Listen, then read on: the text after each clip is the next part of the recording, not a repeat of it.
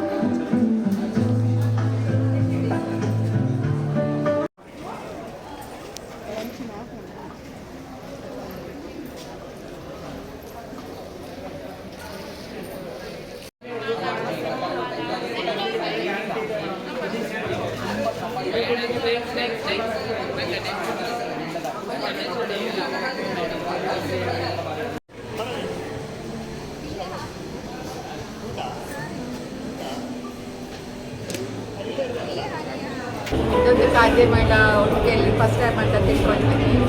So ಇಲ್ಲಿ ಕೆಲವು ಉತ್ಪನ್ನಗಳಲ್ಲಿ ಏನು ಕಲಬೆರಕೆಲ್ಲ ಇಲ್ಲ.